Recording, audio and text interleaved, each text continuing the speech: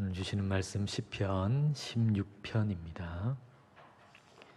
시편 16편입니다. 1절부터 11절까지 한 절씩 읽습니다. 하나님이여 나를 지켜주소서. 내가 주께 피하나이다.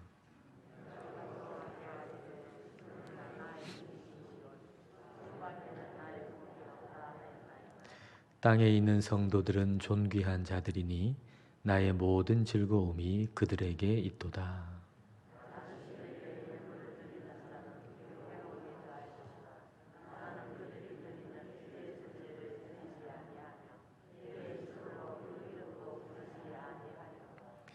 여호와는 나의 산업과 나의 잔의 소득이시니 나의 분깃을 지키시나이다.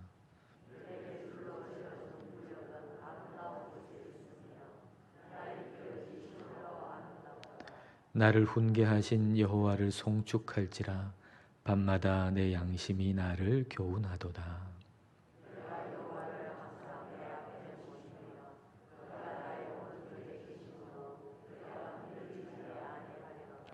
이러므로 나의 마음이 기쁘고 나의 영도 즐거워하며 내 육체도 안전히 살리니.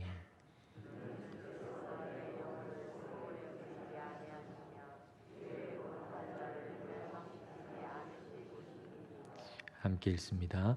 주께서 생명의 길을 내게 보이시리니 주의 앞에는 충만한 기쁨이 있고 주의 오른쪽에는 영원한 즐거움이 있나이다. 아멘. 시편 16편의 표제를 보시면은 다윗의 믹담 이렇게 돼 있죠. 믹담. 이 믹담, 믹탐이라고 하는 것, 크탐이라고 하는 단어에서 나온 것으로 보이는데요. 크탐이라고 하는 것은 지워지지 않도록 물드는 것, 또 지워지지 않도록 새기는 것을 의미합니다. 지워지지 않도록 새긴다 그러면 그 새기는 걸 정말 가치 있는 거, 시간이 지나도 후회하지 않는 거, 그런 걸 새겨 넣어야 되겠죠. 지워지지 않는 거니까. 근데 이제 문신하는 사람이 얘기하는 걸 들었는데요.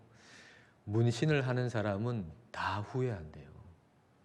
왜냐하면 그 문신 모양이 굉장히 디자인이 좋아 보인다 그래도 몇 년이 지나면 다 촌스러워진대요.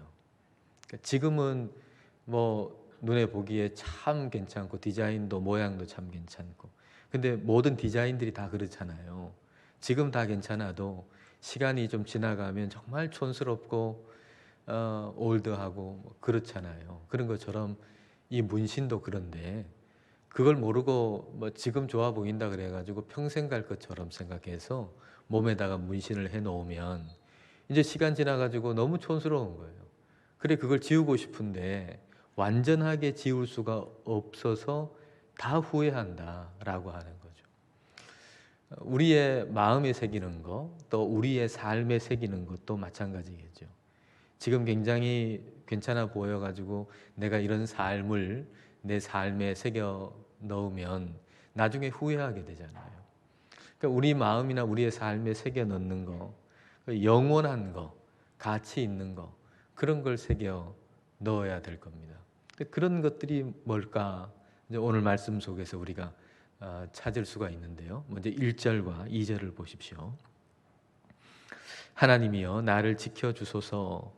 내가 주께 피하나이다. 내가 여호와께 아뢰되 주는 나의 주님이시오니 주 밖에는 나의 복이 없다 하였나이다. 주님께 피한다 그랬어요. 주님을 신뢰한다는 것이죠. 주님은 신뢰할 만한 분이잖아요. 왜냐하면 나를 나보다 더 잘 아시죠. 나를 나보다 더 사랑하시죠. 그러니까 우리 주님 신뢰할 수 있는 분이에요.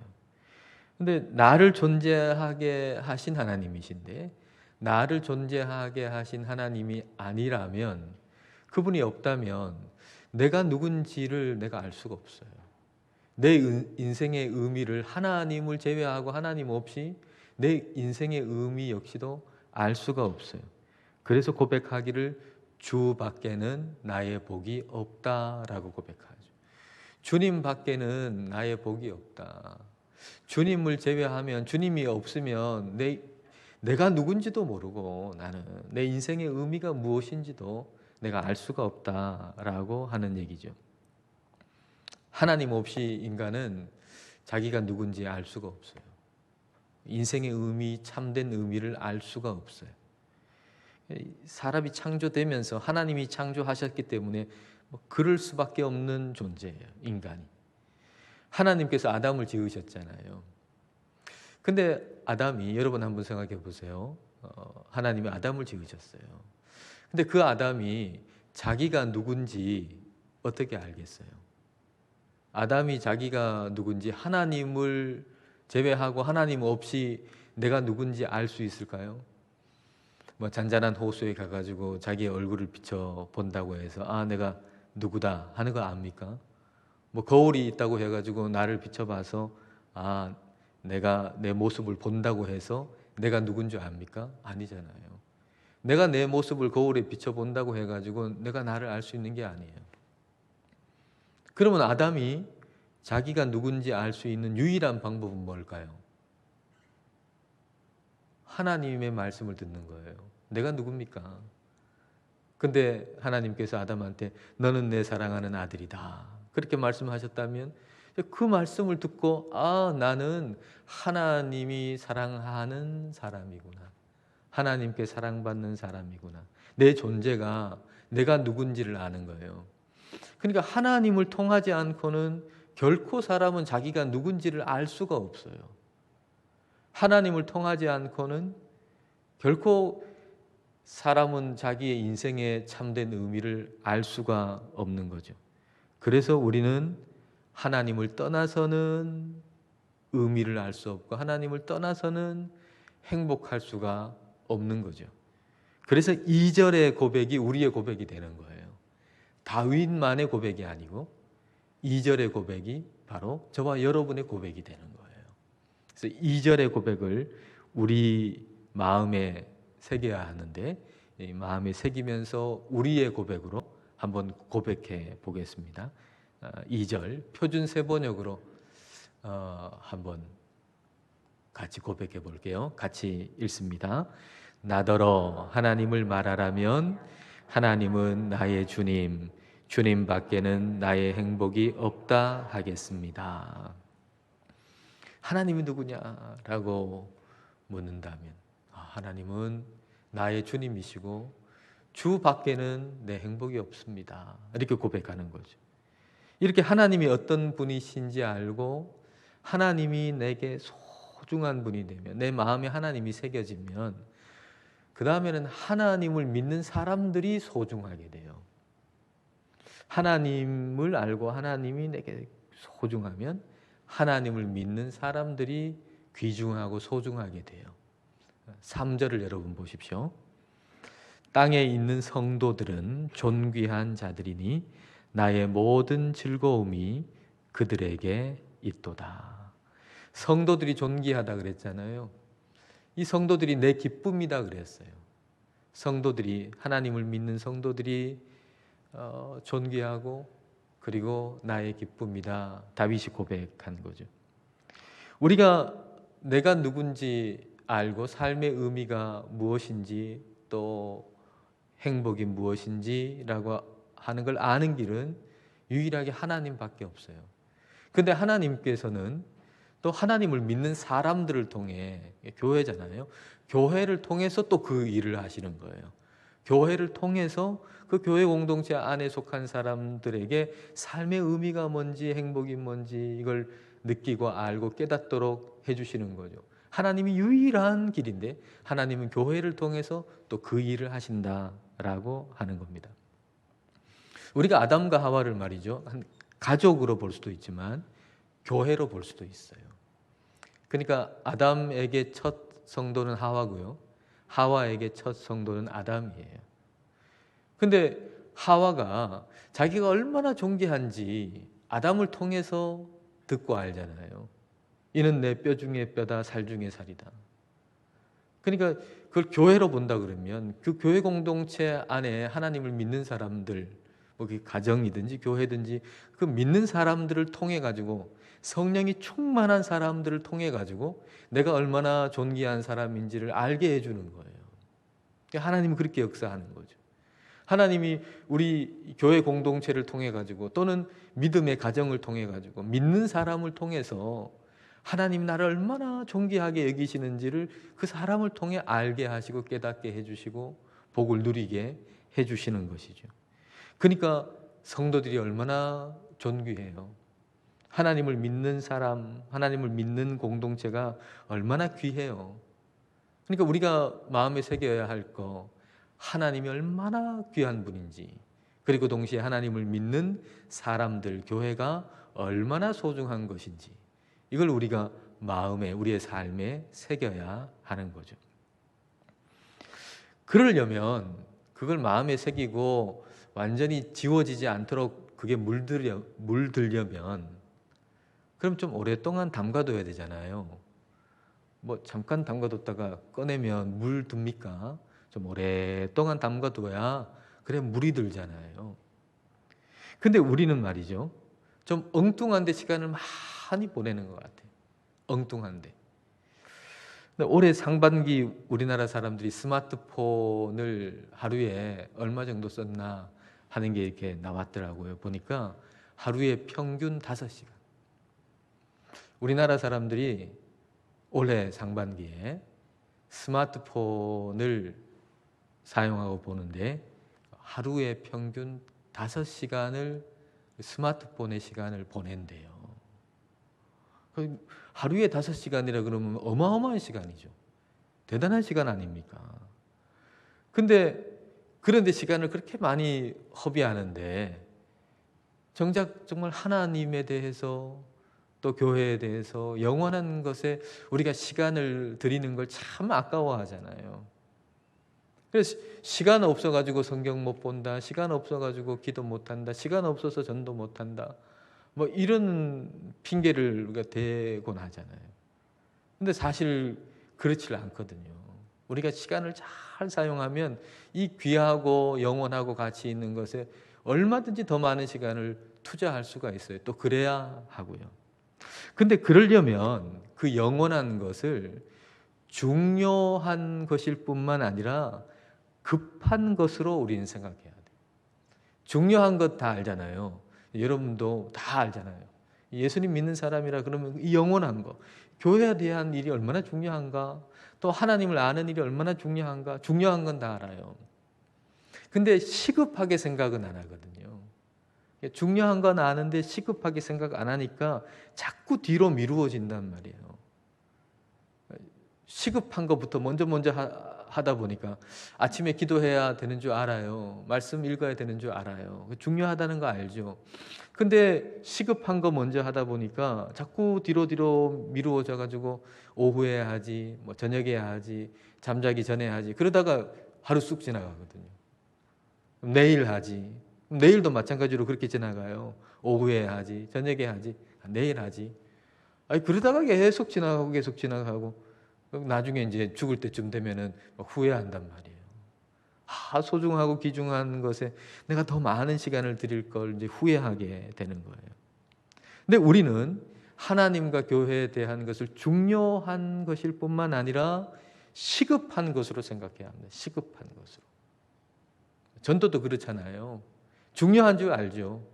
근데 시급한 걸 모르니까 자꾸 뒤로 미뤄지는데 이게 중요할 뿐만 아니라 시급한 것이다 라고 하는 걸 우리는 늘 생각해야 됩니다. 그래서 급하게 반응해야 돼요.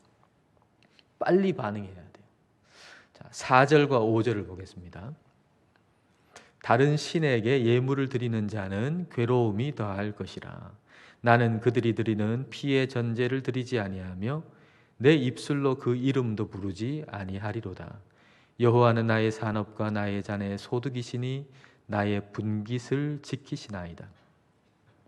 다른 신에게 예물을 드린다 이렇게 돼 있는데 이 번역은 조금 다르게 번역하면 다른 신에게 매우 빠르고 급하다 이렇게 번역할 수 있어요. 다른 신에게 매우 빠르고 급하다. 우상에게 매우 빠르고 급하다. 그렇게 하지 않겠다라는 얘기는 하나님에게 매우 빠르고 급하게 반응하겠다 그 말이죠.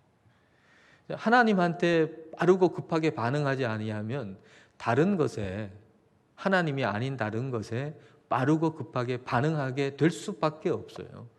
그런데 그것에 내가 빠르고 급하게 반응하지 않겠다라는 얘기는 하나님께 빠르고 급하게 반응하겠다라는 얘기가 됩니다. 그럴 이유가 어디 있겠습니까? 왜 하나님한테 우리는 빠르게 급하게 반응해야 될까요? 그 이유가 5절에 적혀 있잖아요. 5절 말씀을 표준 세번역으로 한번 볼까요? 아 주님, 주님이야말로 내가 받을 유산의 몫입니다. 주께서는 나에게 필요한 모든 것을 주십니다. 나의 운명은 주님의 손 안에 있습니다. 주님이 모든 것이잖아요. 주님이 필요한 모든 것을 주세요. 그리고 우리의 미래가, 우리의 운명이 다 주님 손 안에 있어요. 그러니까 주님께 빠르고 급하게 반응해야 되지. 주님께 내 모든 게 다 달려 있는데 뭐 다른 것에 급하게 빠르게 반응할 이유가 어디 있겠어요. 하나님 우리 필요한 걸 다 공급해 주시고 다 가지고 계시고 우리의 모든 운명을 다 쥐고 계신 분이 하나님이신데 우리 하나님께 빠르고 급하게 반응하면 그러면 우리는 복을 받는 거예요. 하나님이 그런 분이시기 때문에 우리는 하나님께 빠르고 급하게 반응해야 하는 거죠. 저는 누가복음 19장의 삭개오 이야기를 읽으면서 야, 삭개오가 진짜 우리 주님께 반응이 빨랐구나. 저렇게 빨리 반응해야 되겠구나. 그런 생각했어요. 여러분, 이 삭개오가 예수님 만나가지고 예수님한테 내 재산의 절반을 가난한 자에게 주고 내가 뭐 빼앗은 게 있으면 4배를 갚겠다. 그런 얘기 하잖아요. 그 부분 한번 볼까요? 누가복음 19장 8절 말씀에 삭개오가 이렇게 얘기를 해요. 삭개오가 서서 주께 여짜오되 주여 보시옵소서 내 소유의 절반을 가난한 자들에게 주겠사오며 만일 누구의 것을 속여 빼앗은 일이 있으면 내 갑절이나 갚겠나이다. 우리 번역에는 이렇게 돼 있잖아요. 주겠사오며 갚겠습니다. 미래형으로 돼 있어요. 근데 사실은 이제 성경 헬라어 원문에 보면 미래형이 아니에요. 현재형이에요. 현재형. 가난한 사람들에게 나누어 주겠습니다가 아니고 나누어 줍니다. 빼앗은 것 있으면 4배로 갚겠습니다가 아니고 갚습니다. 현재형으로 돼 있어요. 현재형으로. 그러니까 이게 사실은 예수님 만나고 이제 예수님이 이제 집에서 나가신 다음에 삭개오가 실제로 그렇게 실천을 했겠죠. 그러니까 의미상으로 실제 내용으로 보면 미래로 표현하는 게 맞아요. 근데 원문에 실제로는 현재형으로 되어 있단 말이에요. 이 현재형으로 되어 있는 것은 뭘 의미할까요? 즉각적인 반응이죠. 즉각적인 반응. 나중이 돼가지고 내가 그렇게 할게요. 이게 아니고 실제로는 뭐 내일 했고 모레 했고 그 일을 그렇게 했다 할지라도 바로 지금 우리 예수님께 반응하는 모습을 보여준 거예요. 바로 지금. 바로 여기서 지금. 그래서 NIV 영어 성경에 보면 말이죠. 원어에 없는데 그 단어가 한 단어를 의미를 살려가지고 딱 넣어둔 단어가 있어요. 누가복음 19장 8절에 NIV 영어 성경 번역에 그게 뭐냐면 here and now. 지금 여기서. 그러니까 이 삭개오는 바로 지금 여기서 반응을 한 거예요. 이걸 보면 예수님을 만난 사람은 바로 그 즉시 변화가 되는 거죠. 예수님을 만난 사람, 예수님이 내 안에 들어온 사람은 뭐 나중이 돼가지고 뭐 여건이 되면 그렇게 할게요가 아니에요. 삭개오를 통해서 볼 수 있는 것은 예수님이 내 마음속에 들어오면 우리는 바로 지금 여기서 변화가 되는 거죠. 지금 여기서. 지금 여기라고 하는 게 얼마나 소중하고 얼마나 중요한지 몰라요. 우리가 예수님을 믿는다라고 할 때 예수님 내 안에 계신다, 성령님이 내 안에 역사하신다 그럴 때 지금 여기라고 하는 게 굉장히 중요한 거죠. 지금 여기. 나중이 되어 가지고 하나님 나라 가는 게 아니고 지금 여기서 하나님 나라로, 하나님 나라 백성으로 사는 거예요. 나중에 어떤 조건이 되면 감사하겠다라고 하는 게 아니고 지금 여기서 감사하는 거죠. 지금 여기. 예수님을 만난 사람의 신앙은 바로 지금 여기의 신앙이죠. 지금 여기의 신앙. 자, 6절을 여러분 보십시오. 내게 줄로 재어준 구역은 아름다운 곳에 있으며 나의 기업이 실로 아름답도다. 다윗이 지금 거하는 곳을 줄로 재어진 구역이다 이렇게 표현하잖아요. 그 구역은 뭐 좀 크게는 이스라엘이라고 할 수도 있겠고, 조금 더 작게 얘기하면 각 지파별로 이렇게 지역을 주셨잖아요. 뭐 어떤 지파는 해안가에 있고 어떤 지파는 산지이고. 근데 뭐 어떤 곳을 주셨든지 간에 그걸 아름답다고 고백하고 감사하다고 고백하는 거예요. 하나님께서 우리에게 주신 구역이 있거든요. 줄로 재어준 구역. 줄로 재어 주었다라고 번역한 요거는 그대로 직역하면 줄이 나에게 떨어졌다 그런 얘기입니다. 줄이 나에게 떨어졌다. 그러니까 내가 줄을 가지고 나는 여기가 좋겠어 하고 줄을 이렇게 해서 내가 구역을 만든 게 아니고 줄이 나한테 딱 떨어진 거예요.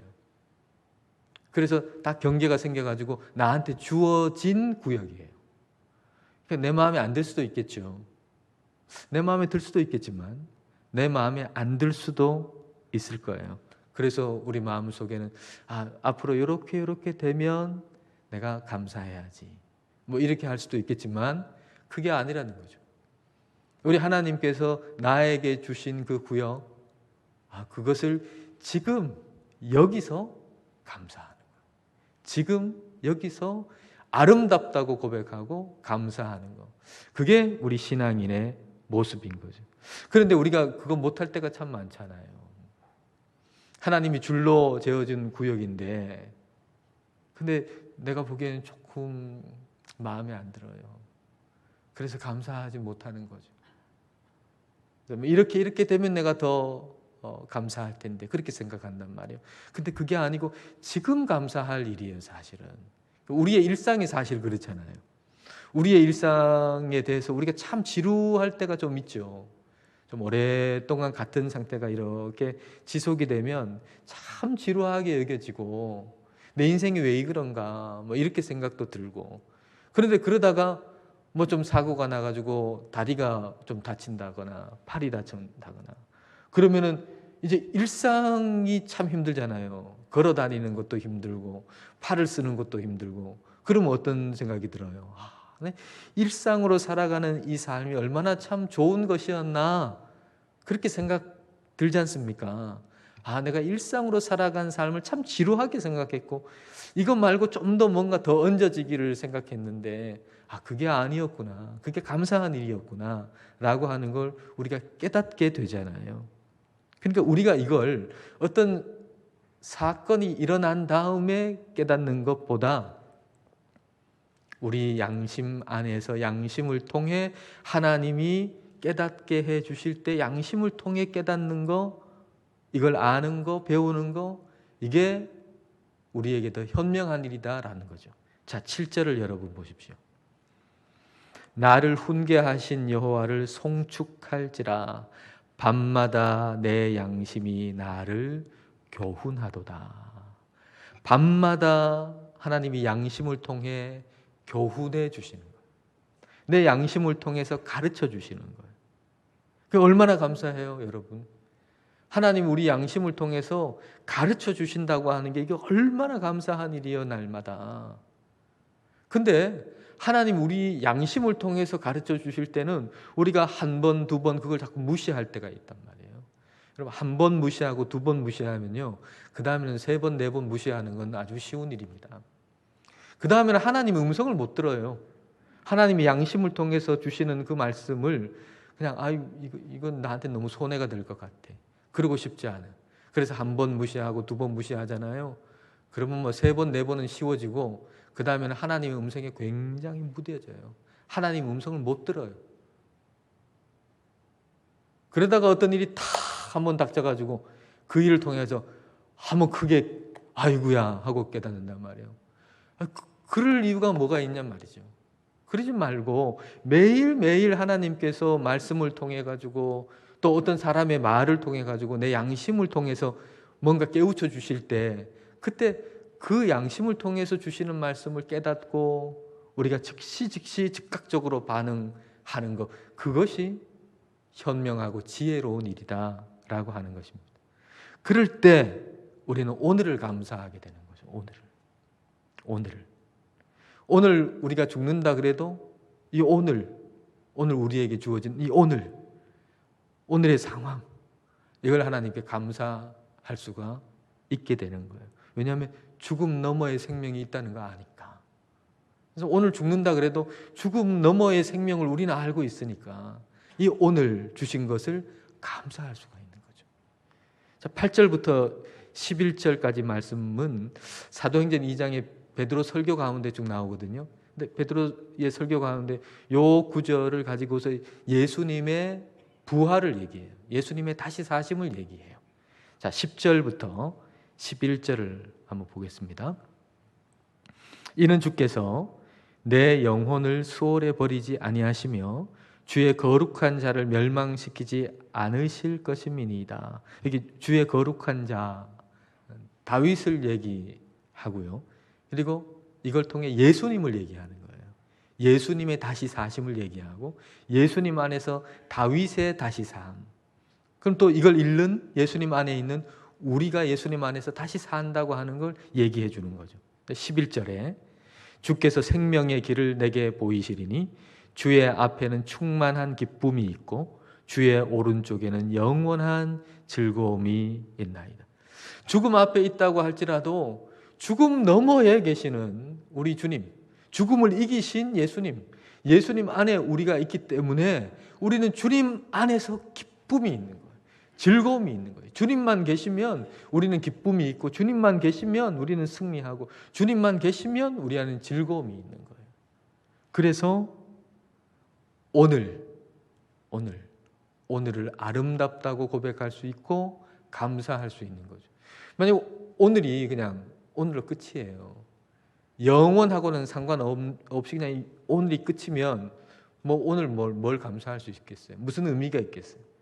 근데 우리의 오늘은 매일매일의 오늘은 영원과 잇대어져 있어가지고 그 오늘이 어떤 일이 닥치더라도 비록 그날 마지막 날 죽는 날이라 할지라도 우리는 그 오늘이 영원과 잇대어져 있기 때문에 이 오늘이 아름답습니다. 하나님 때문에 아름답습니다. 라고 고백할 수 있고 그리고 감사할 수 있다는 거예요. 그렇게 저와 여러분이 우리에게 주어지는 매일매일 오늘을 그렇게 아름답습니다. 주님 계셔서 아름답습니다. 라고 고백을 하고 감사하면서 살아갈 수 있기를 축복합니다.